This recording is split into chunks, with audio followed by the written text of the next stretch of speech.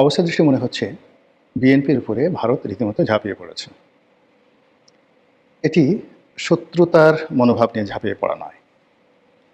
অতিরিক্ত উৎসাহ, অতিরিক্ত আনন্দ এবং কাঙ্ক্ষিত কারোর সঙ্গে বন্ধুত্ব করার যে দীর্ঘ বাসনা মানুষের থাকে এবং সেই বাসনা নিয়ে মানুষ যখন তার কাঙ্ক্ষিত মানুষকে সামনে পায়, তখন তাকে আলিঙ্গন করার জন্য, তাকে চুম্বন করার জন্য, তাকে গ্রহণ করার জন্য, তাকে বরণ করার জন্য মানুষের মধ্যে যে আধিক্যতা দেখা দেয়, ভারতের কাছে ঠিক বর্তমানে বিএনপির যে গ্রহণযোগ্যতা ওইরকমই মনে হচ্ছে।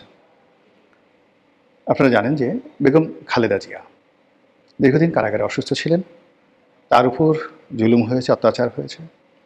বিএনপির পক্ষ থেকে সরকারের উপর, আওয়ামী লীগ সরকারের উপরে নানাভাবে আবেদন নিবেদন, দেশি বিদেশি চাপ দেওয়া হয়েছে যেন বেগম খালেদা জিয়ার একটু সুচিকিৎসার ব্যবস্থা করা হয়।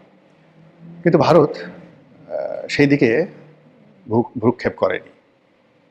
এমনকি তারা যদি শেখ হাসিনাকে বলতেন যে বেগম খালেদা জিয়াকে দিল্লিতে পাঠানো হোক, ভারতের কলকাতাতে চিকিৎসা করানো হোক, সেটাও তারা বলতে পারতেন এবং শেখ হাসিনা সেটা রিফিউজ করতে পারতেন না। কিন্তু ভারত এই কাজটি করেনি। তারা একেবারে চোখ বুজে অন্ধের মতো চারিদিকে সব দরজা বন্ধ করে দিয়ে কেবলই মাত্র আওয়ামী লীগের সঙ্গে তারা বন্ধুত্ব রক্ষা করেছে। এটা ভালো। এটা ভালো যে ভারতের এই অভ্যাসটা আমার ভালো লাগে, যে তারা যখন কারো পক্ষ অবলম্বন করে একেবারে অন্ধভাবে তাদের পক্ষ অবলম্বন করে, আর যাদের বিরোধিতা করে তারা খুব ডেডিকেটেডলি সেই বিরোধিতা তারা চালিয়ে যায়। তাদের পররাষ্ট্রনীতি কখনো ফেল করেছে, কিন্তু তারা তাদের বন্ধুকে তারা ছেড়ে যায়নি। নেপালে তাদের সেই প্রাচীন বন্ধুত্ব যাদের সাথে ছিল এখনও আছে। শ্রীলঙ্কাতে একই অবস্থা, তারপর মালদ্বীপে একই অবস্থা, ভুটানে একই অবস্থা।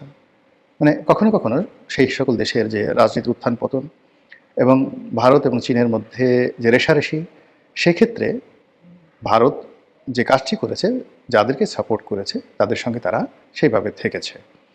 তো সেই দিক থেকে যদি ভারতের আমরা চরিত্র দেখি, আওয়ামী লীগের সঙ্গে তাদের যে বন্ধনটি, এই বন্ধনটি পার্মানেন্ট। এখন সেই বন্ধন ছেড়ে তারা হঠাৎ করে কেন বিএনপির ব্যাপারে এত উৎসাহ দেখাচ্ছে?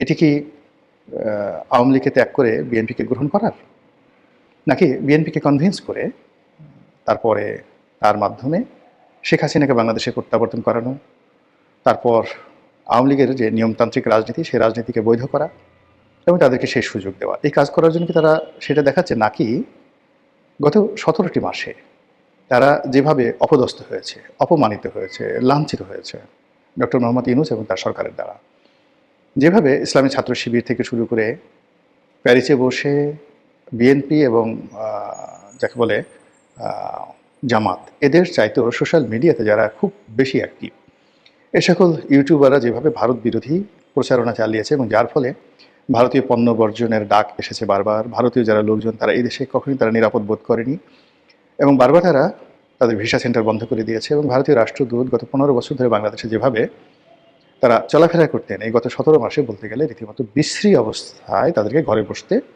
বসে থাকতে হয়েছে। তো এই অবস্থার পর যখন একটা নির্বাচন হলো, সেই নির্বাচনে বিএনপি সংখ্যাগরিষ্ঠতা পেল এবং জনাব তারেক রহমান সাহেব একটি উল্লেখযোগ্য চরিত্রে তিনি আবির্ভূত হলেন দৃশ্যপটে। তো সে কারণে কি তারা এই যে দীর্ঘ অপমান ডক্টর মোহাম্মদ ইউনূস সরকারের দ্বারা, এরপর জনগণের মধ্যে ভারত যে বিরোধিতা, তার সঙ্গে সঙ্গে অর্থনৈতিক কর্মকাণ্ডে তারা যে বিপর্যস্ত অবস্থার মধ্যে পড়েছে, যেভাবে ভারতের সঙ্গে ব্যবসা বাণিজ্য, যাতায়াত, ট্রানজিট প্রায় সব কিছুতে একটা স্থবিরতা নেমে আসছে। এটা কেবল যে আমাদের ক্ষতি হয়েছে তা নয়, ভারতেরও কিন্তু মারাত্মক ক্ষয়ক্ষতি হয়েছে। তো সেই জায়গাতে বের হওয়ার জন্য তারা কি তারেক রহমান সাহেবকে গ্রহণ করতে চাচ্ছেন, বা বিএনপিকে খুব বেশি মাত্রায় তারা প্রিভিলেজ দিচ্ছেন?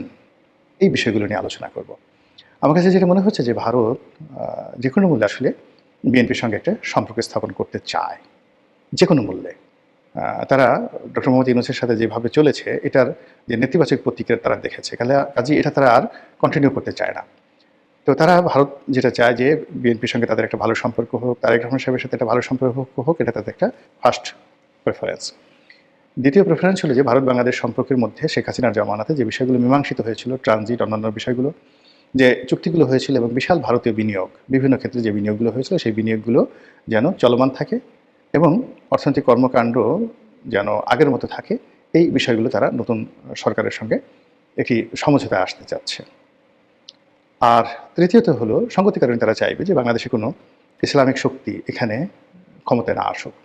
তো যদি তারেক রহমান সাহেব এবং ভার্সেস জামাত এই দুটো রাজনৈতিক শক্তি পরস্পরের সাথে প্রতিযোগিতা করতে থাকে, আওয়ামী লীগ যদি এখানে অনুপস্থিত থাকে, জাতীয় পার্টি তো ইন দি মিন টাইম নিজেদেরকে দুর্বল থেকে দুর্বলতর বানিয়ে এখন রীতিমতো মানে লাইলাতুল মানে কবরস্থান এই পর্যায়ে চলে গেছে, লাইলাতুল শ্মশান এই পর্যায়ে চলে গেছে, শ্মশানের রাত্রিতে চলে গেছে, কবরস্থানের রাত্রিতে, নিকোষ কালো কবরস্থানের রাত্রিতে চলে গেছে জাতীয় পার্টিতে। এবং আমি বুঝতে পারলাম না যে এইবার এত বিভক্তি, এত বিরূপ পরিস্থিতিতে জাতীয় পার্টির জনাব জি এম কাদের এবং তার যারা নেতৃবৃন্দ কেন এই ইলেকশনে গেলেন, কেন তাদের ইলেকশন করা দরকার, এই জিনিস আমি বুঝতে পারলাম না। এনিওয়ে, এখন জাতীয় পার্টির আবার নতুন করে দাঁড়ানো, আবার ঘুরে দাঁড়ানো, একত্র হওয়া, সব কিছু করা, it is very very tough, ভীষণ রকম টাফ।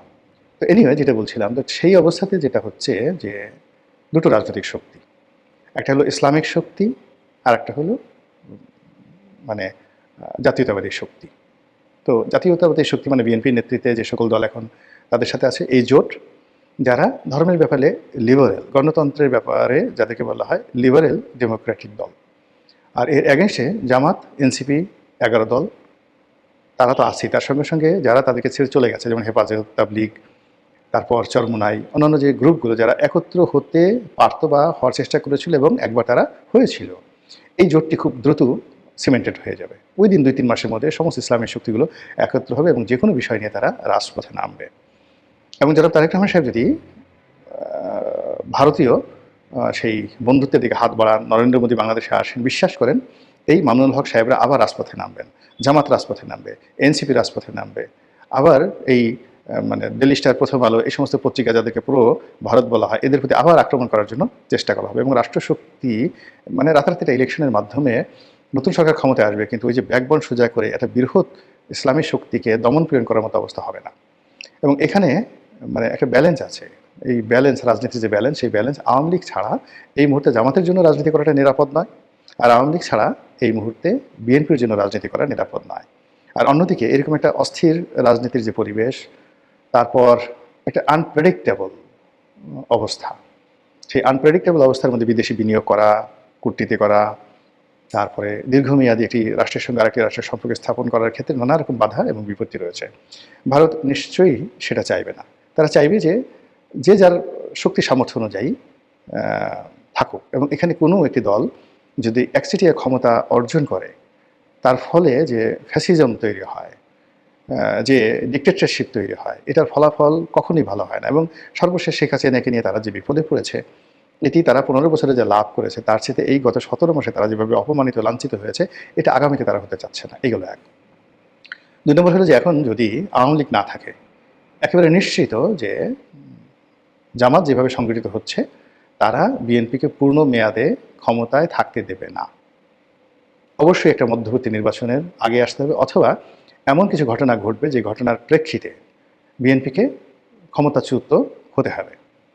এবং সেক্ষেত্রে অনিবার্যভাবে যদি আওয়ামী লীগ রাজপথে না থাকে, জামাত ক্ষমতায় আসবে আসবে আসবে, কোনো সন্দেহ নাই।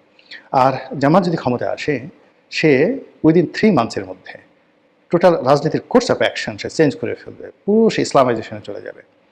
এবং এই বছর যে প্রচারগুলো এসেছে হিজাব নিয়ে, নারী নীতি নিয়ে, অন্যান্য যে বিষয়গুলো নিয়ে জামাত মিনমিন করেছে, বা যে বিষয়গুলো জামাত বলতে চেয়েছে কিন্তু সমালোচনার পরে আবার সেগুলো মিনিমাইজ করার চেষ্টা করেছে, এখন থেকে সেগুলো তারা করবে না। তারা যেটা বলবে, ইয়েস, আমরা যদি ক্ষমতায় আসি আমরা অবশ্যই সারিয়া আইন করব, আমরা যদি ক্ষমতায় আসি অবশ্যই সংখ্যাগরিষ্ঠ মুসলমান যারা রয়েছেন তাদেরকে পর্দা প্রথা পালন করতে হবে, যারা ভিন্ন ধর্মে হিন্দু রয়েছেন তারা তাদের ধর্ম মত অনুযায়ী চলবে, তাতে আমার কিছুই আসে যায় না। এবং রাস্তাঘাটে ইসলামিক অন্যান্য বড় বড় যে সকল রাষ্ট্র রয়েছে, সৌদি আরব, সেখানে নারীরা যেভাবে চলেন, ভিন্ন মতের নারীরা যেভাবে চলেন, আমাদের বাংলাদেশে সেভাবে চলবেন। এই কথাগুলো তারা একবার দেখবে যে খুব দ্রুত তারা খোলামেলা এই কথাগুলো বলবে। বলার পরে কি হচ্ছে, এই যে 90% মুসলমান, প্রত্যেকটা পরিবারে কিন্তু যারা মুরব্বী, তারা ভীষণ রকম বিরক্ত ছেলে মেয়েদের প্রতি। সারাদিন মোবাইল টিপে, মেয়েরা প্যান্ট পরে ঘুরে বেড়ায়, বয়ফ্রেন্ডদের সাথে যেখানে সেখানে শুয়ে থাকে, হোটেলে রাত কাটায়। এটা আসলে কোনো বাবা মা পছন্দ করে না। এমনকি যে বাবা মা যৌবনে নিজেরাই খারাপ ছিল, কিন্তু তারাও চাইবে না যে তাদের সন্তান সন্ততি এইভাবে চলুক। তো সেক্ষেত্রে জামাত যখন এরকম একটা আহ্বান করবে যে আমাদের শতকরা 90% মুসলমানের দেশের ছেলেরা মেয়েরা যেভাবে অবাধ যৌনতা করে চলছে, আমরা এটা করতে দেব না, বাংলাদেশে অবাধ যৌনতা হবে না, বিয়ে থা করতে হবে, যেভাবে নেশা, মদ, গাঁজা চলছে, আমরা এর বিরুদ্ধে জিহাদ ঘোষণা করলাম। যারা মদ খাবে, জুয়া খেলবে, গাঁজা খাবে, তাদেরকে প্রকাশ্যে বেত্রাঘাত করা হবে। ইসলামে যেভাবে বিধান আছে ঠিক সেইভাবে করা হবে। বিশ্বাস করেন, সমস্ত বাবা মা সবাই পাগল হয়ে যাবে জামাতের জন্য, রীতিমতো পাগল হয়ে যাবে। এবং দেখেন যে এই আগামীতে যে সময়গুলো তারা পাবে, সেই সময়ের মধ্যে দেখবেন যে অনেক তরুণ যারা গাঁজা খেত, তারা এই জামাতের ভয়ে গাঁজা খাওয়া বন্ধ করে দেবে।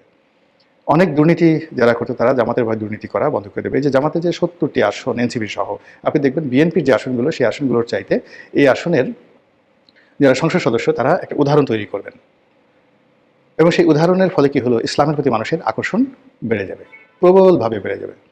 এরপরে জামাতের যে নেতৃবৃন্দ, এনসিপির যারা নেতৃবৃন্দ, যারা আপার হাউজে মেম্বার হবেন, তারা সেখানে ঘন্টার পর ঘন্টা কোরআন, হাদিস, ইজমাকে মানে একটা ওয়াজের মাহফিল বানিয়ে ফেলবেন আমাদের যে আপার হাউস, উচ্চকক্ষ সেখানে। এবং তাদের জামাতের লোকজন তারা ওইভাবে রিক্রুট করবে, যারা ভালো বক্তা, অনলবর্ষী বক্তা, কোরআন জানে, হাদিস জানে, মহাভারত জানে। তো তার সাথে সাথে বিএনপির যারা লোকজন আছে তারা সেইভাবে দিতে পারবে না। ফলে দিন যত যাবে, এইভাবে যত চলবে, জামাতের আধিপত্য বাড়তে থাকবে যদি আওয়ামী লীগ না থাকে। তো এই কাজটি যুগপৎভাবে তারেক রহমান সাহেব এবং নরেন্দ্র মোদী করার চেষ্টা করবে, এবং সেই চেষ্টা আসলে কতটা ফলপ্রসূ হয় সেটি দেখার বিষয়।